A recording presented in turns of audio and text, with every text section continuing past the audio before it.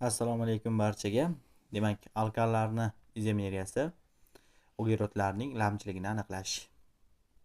Boshladik. Demak, izomeriya nima?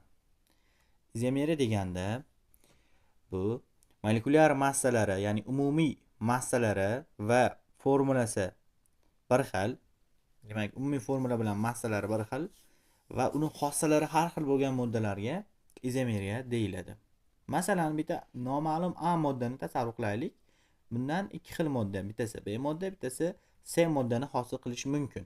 Faqat mana bu A moddamizni B moddaga ko'rinishi o'tganda bularni nimasi strukturasi, ya'ni tuzilishi har xil bo'ladi. B bilan C tuzilishi har xil. Endi bularda umumiylik nima desa, umumiylik mana shu B moddani ham, C moddani ham umumiy formulasi mana bu moddani bilan bir xil. Lekin bu ikkala moddaning hossallari har xil bo'ladi. Mana shu narsaga izomeriya deyiladi. Ya'ni mana bu bitta moddadan bir necha xil moddalar hosil bo'ladi, lekin umumiy formulasi va uni massalari bir xil bo'ladi. Lekin xossalari har xil bo'ladi deyishimiz mumkin. Mana misol uchun alkallarda izomeriya butandan boshlanadi. Butanda 2 ta, pentanda 3 ta, geksanda 5 ta, geptanda 7 ta, oktanda 18 ta, 35 75 ta mana shu tartibda ketadi. Endi izomeriya yozish qanaqa bo'ladi? Izomeriyadan chiqarish qanaqa bo'ladi? Yaxshilab e'tibor qaratamiz, izomeriya yozishni o'rganamiz. Demak, butandan boshlab izomeriya boshlanar ekan, C4 H10 formulaga ega butan. Demak, buni ikki xil ko'rinishda yozishimiz mumkin ekan. Birinchisi, mana bunday holatda vodorodlarni yozmadim. Ya'ni yozsak ham bo'lardi vodorodda CH3 zanjiri boshi CH3 bilan boshlanib CH3 bilan tugaydi. Mana shunday holatda bo'lgan bo'lsa, bu normal tuzilishli, ya'ni normal butan deb qaraladi. Bu nomi nima ekan? Normal butan. Endi izomeriya chiqarishda qoidalar bor. Mana bu joyga yozib qo'yamiz qoida. Qoida qanaqa qoida bo'ladi? Birinchisi izomeriyadagi qoida, birinchisi nomi har xil bo'lishi shart. Ya'ni modda nomi har xil bo'lishi kerak. Har xil bo'lishi kerak. Ikkinchisi, birinchi uglerodga, ya'ni birinchi uglerodga metil radikalini qo'yib bo'lmaydi. Birinchi uglerodga metil qo'ya olmaymiz. Endi uchinchi qoidamiz shu ikkinchi uglerodga etil radikalini qo'yib bo'lmaydi. Zanjir o'zgarib ketaveradi, o'zgarish sodir bo'lmaydi. Ya'ni ikkinchi uglerodga etil radikalini qo'yib bo'lish mumkin emas. Mana shu qoidani eslab qolamiz. Endi bundan izomeriya chiqaramiz. Ya'ni butandan izomeriya chiqardik. Ikkinchi izomeriya qanaqa? Endi zanjirni kesamiz. Ya'ni zanjir 3 talik bo'ladi.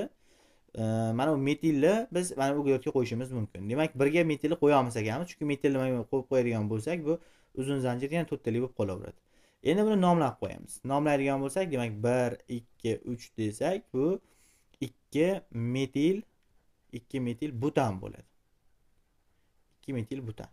Bu uzr, propan bo'ladi. 2 metil propan. Demak, mana qoidalarni tushundinglar. Ya'ni har xillik bo'lishini metil qo'ya olmasak ekanmiz, 2 ga etil qo'ya olmasak ekanmiz, shuni bilishimiz kerak. Endi buni ko'radigan bo'lsak, demak 2 metil propan bo'ladi. Propan. Mana demak butaniga ikkita izomeriya. Endi 5 taligini ko'ramiz. C5H12 formulaga mos keluvchi nechta modda bor? Birinchisi normal pentan, ya'ni 5 talik umumiy uzun zanjir 5 talik holatda bo'lishi kerak. Mana normal pentan. Endi mana bundagi C5H12 ni ikkinchi holatda biz zanjirni qisqartira olamiz. Zanjirni 4 talikka aylantiramiz. Metilni mana bu joyga qo'ysak ham, bu joyga qo'ysak ham baribir 2 da bo'ladi. Chunki radikal yaqin tomondan raqamlaymiz. 1 2 3 4. Demak, buning nomi 2 metil butan bo'ldi, 4 talik. Ana.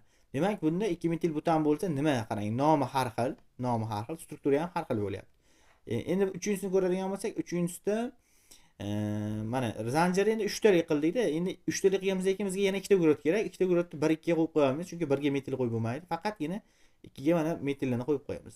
Buni nomi 1 2 3 desam, 2 da metil bor, dimetil 3 talik bo'lsa propan bo'ladi. Propan yoki buni ikkinchi nomi neopentan deyiladi. Neopentan. Mana shunday tartibda izomeriya kelib chiqadi.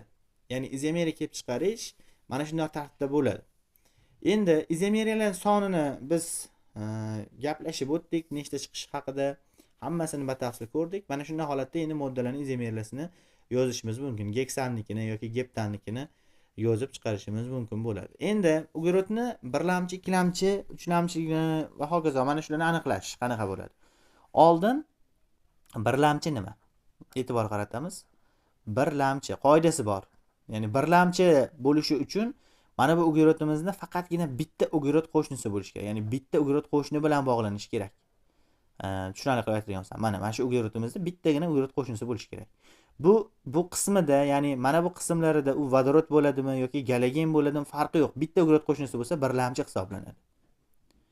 Agar shu ikkilamchi bo'ladigan bo'lsa, mana bu uglerodni bitta uglерод tasavvur qilgan bo'lsa, ikkita uglерод qo'shnisi bo'lishi kerak. Mana bu yon qismida yoki har xil holat bo'lgan bo'lsa, mana ikkita uglерод qo'shnisi bo'lishi kerak. Mana shu ikkilamchi bo'ladi. Bu qismida vodoroddan tashqari misol uchun galogen bo'lsa ham baribir ikkilamchi, chunki ikkita uglерод qo'shnisi bor. Yoki mana bu joyda vodorod bo'lsa ham ko'pchilik o'ylab qoladi, birlamchi bo'lish uchun CH3 bo'lish kerak deydi. Yo'q. Mana bunday holatda bitta uglерод bilan bog'lansa birlamchi deb qaraladi, lekin mana vodoroddan o'rniga galogenmi yoki bir OH boshqa qismga kelsa ham baribir birlamchilikcha bo'lib qolaveradi, chunki bitta uglерод qo'shni bilan bog'lanish kerak. Bunda uglерод qo'shnilari ikkita bo'lishi kerak mana bunday tuzilishga. Mana vodorodlar boshqa atomlar bilan bo'lsa ham uglерод qo'shnilari ikkita bo'lishi kerak bunda. Endi uchlamchida 3 ta bo'lishi kerak ekan.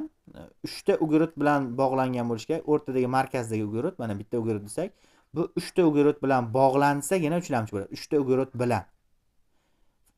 Qoidada 3 ta uglерод. Endi to'rtlamchi bo'lish uchun to'rtlamchida 4 ta uglерод bilan bog'lanish kerak mana. To'rtlamchida deyarli vodorod bo'lmaydi deb qarasak ham bo'ladi. 4 ta uglерод bilan bog'lansa bu to'rtlamchi hisoblanadi mana. Endi bitta strukturaga mos bitta modda yozaylik-da, shuni birlamchi, ikkilamchilarini aniqlab olaylik. Mana qanaqa holatda bo'ladi? Misol uchun birorta moddani olishimiz mumkin.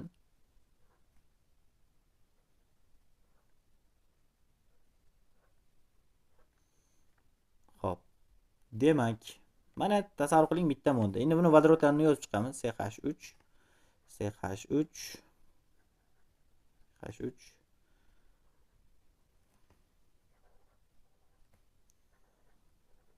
bu CH2, CH, CH3,